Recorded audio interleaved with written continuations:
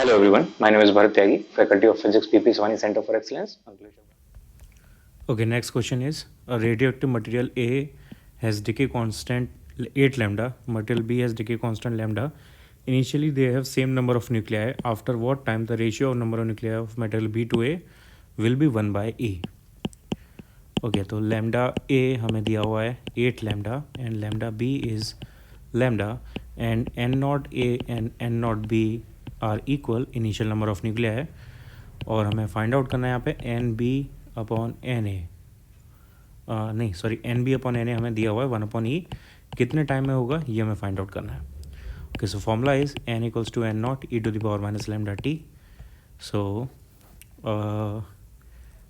After t time suppose ये होता है तो N A equals to N not A e to the power minus lambda A into t equation number 1 N B equals to N not B e to the power minus lambda B t equation number 2 दोनों का divide कर देते हैं N not A N not B equal है N A upon N B की value 1 upon E है so और lambda ए की वैल्यू और लैम्डा बी की वैल्यू भी हमें पता है lambda A is 8 lambda and lambda B is lambda इन दोनों को ऊपर लेके आते इन्वर्स करते हैं तो ये हो जाएगा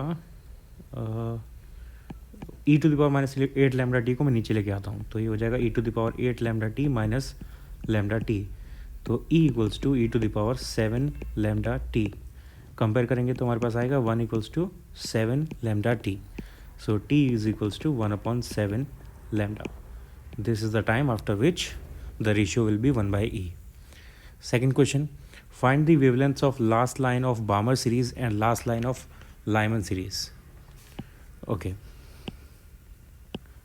last line of Balmer series and last line of Lyman series तो लास्ट लाइन का मतलब होता है शॉर्टेस्ट वेवलेंथ शॉर्टेस्ट वेवलेंथ होती है इन्फिनिटी से एन के लिए तो बामर के लिए होगा इन्फिनिटी से 2 और लाइमन के लिए होगा इन्फिनिटी से 1 this is for Balmer series this is for Lyman series and formula is 1 upon lambda equals to R 1 upon n square minus 1 upon infinity square for shortest wavelength या last line तो Balmer के लिए लिखेंगे हम पहले तो 1 upon lambda Balmer B equals to R 1 upon 2 square minus 0 ये 1 upon infinity square 0 हो जाएगा एंड लाइमन के लिए 1 upon lambda L equals to R 1 upon 1 square minus 0 दोनों का रेशियो में निकालना है ratio of wavelengths of Balmer and Lyman तो 1 upon lambda B upon 1 upon lambda L दोनों का डिवाइड कर देते हैं आर आर कैंसिल आउट हो जाएगा ऊपर बचेगा 1 अपॉन 4 नीचे बचेगा 1 यानी 1 अपॉन 4 ये हो गया lambda L upon lambda B और हमें इसका उल्टा निकालना था तो lambda B upon lambda L कर देते हैं ये आएगा 4/1 ratio answer next question in an electron in an if an electron in an hydrogen atom jumps from third orbit to second orbit it emits a photon of wavelength lambda when it jumps from fourth to third orbit the corresponding wavelength of photon will be okay hydrogen के लिए बात हो रही है third orbit से second orbit में तो E3 minus E2 13.6 minus 13.6 minus upon sorry 13.6 upon 2 square यानी 4 माइनस 13.6 अपॉन 3 स्क्वायर यानी 9 ये इसके लिए वेवलेंथ है लैम्डा तो ये 80 अपॉन लैम्डा के इक्वल होगा और सेकंड केस में हमें दिया है फोर्थ से थर्ड ऑर्बिट तो फोर्थ से थर्ड ऑर्बिट के लिए 13.6 3 का स्क्वायर 9 माइनस 13.6 4 स्क्वायर 16 तो अब इन दोनों को हमें कंपेयर करना है S C upon lambda dash बोल देते हैं सही इक्वेशन नंबर 1 इक्वेशन नंबर 2 दोनों का डिवाइड करो यहाँ से और सॉल्व करो चेक करो आंसर क्या आता है ओके मैं यहाँ पे मैच लिख देता हूँ इससे मैच करना आंसर ये आना चाहिए lambda dash equals to 20/7 lambda. Next question. A proton and an alpha particle both enter a region of uniform magnetic field B, moving at right angles to the field. If the radius of circular orbit for both the particle is equal and the kinetic energy acquired by the proton is 1 mega electron volt, the energy acquired by the alpha particle will be. K alpha हमें find out करना है K proton हमें 1 mega electron volt दिया हुआ है radius for both are equal, दोनों एक uniform magnetic field में प्रेजेंट है, यानी दोनों के लिए मैग्नेटिक फील्ड भी सेम है.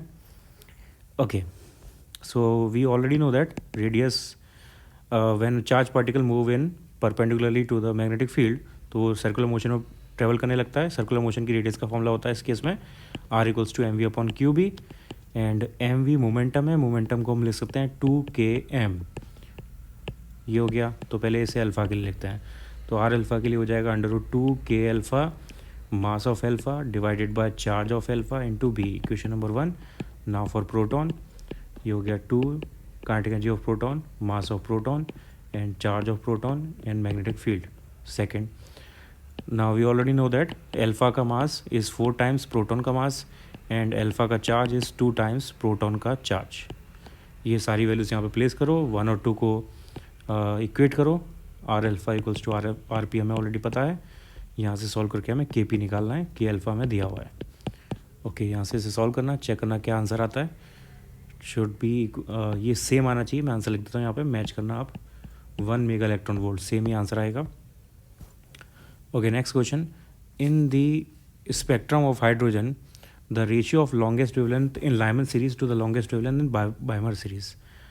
ओके, तो ये हम ऑलरेडी एक्चुअली कर चुके हैं. जो अभी पीछे क्वेश्चन किया था हमने 4/1, जिसका ये आंसर आ रहा है, वैसे ही सेम तरीके से यहाँ पे करना है. हाँ, बस यहाँ पे लॉन्गेस्ट वेवलेंथ के लिए पूछा हुआ है, वो हमने किया था शॉर्टेस्ट वेवलेंथ के लिए. ओके, तो लॉन्गेस्ट वेवलेंथ तब आएगी जब वो इन एडजेसेंट ऑर्बिट से आएगा.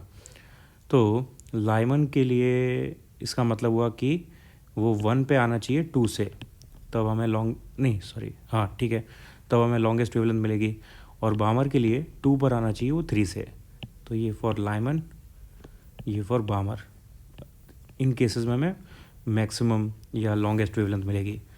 तो लाइमन के लिए हो गया 1/λ L equals to R 1/1 square minus 1/2 square. Equation number 1.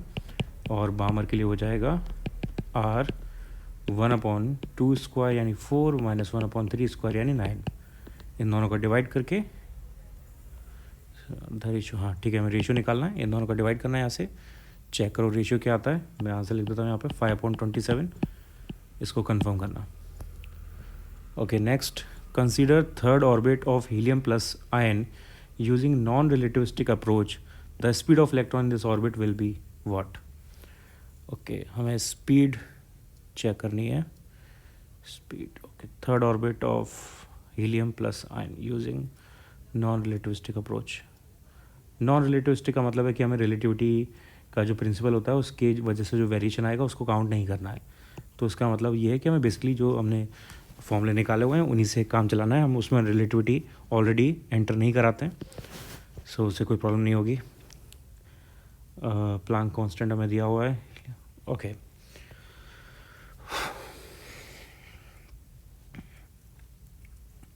तो इसके लिए हमें v का रिलेशन चाहिए z और n के साथ. ठीक है, तो v का रिलेशन z और n के साथ होता है v proportional to z/n. v proportional to z/n. Okay, 2/4.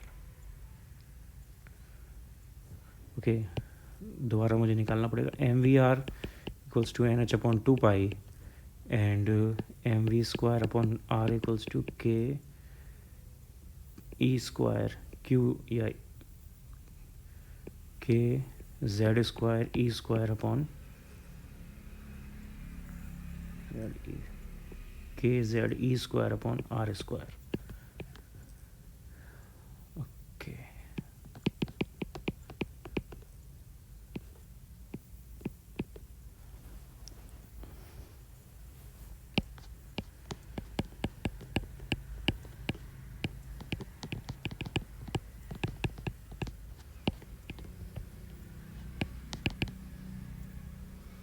Okay, यहाँ से हमारे पास रिलेशन आ रहा है v is proportional to z/n. Okay, so जो हमने लिया था वो करेक्ट है. v z/n के इक्वल होता है. और जो v0 है it is equals to 2.2 into 10⁶ metre per second.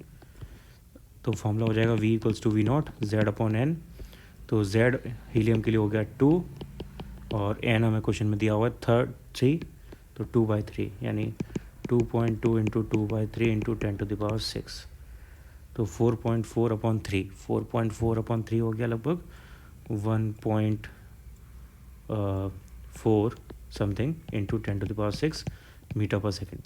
तो हमें ये रिलेशन याद होना चाहिए, बहुत आसानी से ये सारे क्वेश्चन हो जाते हैं। अदरवाइज़ थोड़ा जैसे मैं यहाँ पे भूल गया तो मुझे पूरा कैलकुलेशन दोबारा करना पड़ा। तो आप भी अगर भूल जाओ तो ये कैलकुलेशन दोबारा कर सकते हैं, लेकिन वो टाइम कंज्यूमिंग होगा, इसलिए हमेशा इस रिलेशन को याद रखो, आर के लिए, वी के लिए, टी के लिए, ओमेगा के लिए और एनर्जी के लिए। Okay, next question. Hydrogen atom in ground state is excited by monochromatic radiation of this much, number of spectral lines resulting spectrum will be okay. Hydrogen atom in ground state spectrum by 975.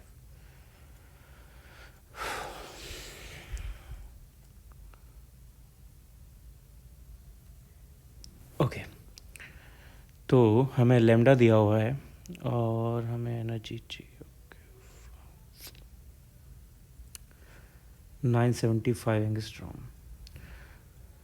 Okay, ठीक है। तो इसके लिए हमें कौन सी excitation से ये ground से कौन सी एक्साइटेशन में गया, कौन सी स्टेट में गया, वो हमें निकालना पड़ेगा। ये एक्चुअली क्वेश्चन भी हमने किया ऑलरेडी, मैं दोबारा से जल्दी से बता देता हूँ। तो 1/λ equals to R 1 ground state का मतलब 1 - 1/n²। ये फॉर्मूला लगाएंगे, यहाँ से हम n निकालेंगे। 975 के लिए वो n की वैल्यू आती है 4। और फिर नंबर ऑफ स्पेक्ट्रल लाइंस का फॉर्मूला होता है number of spectral lines equals to n(n-1)/2। तो 4 × 3/2 यानी 6 answer. Number of spectral lines आएंगी 6।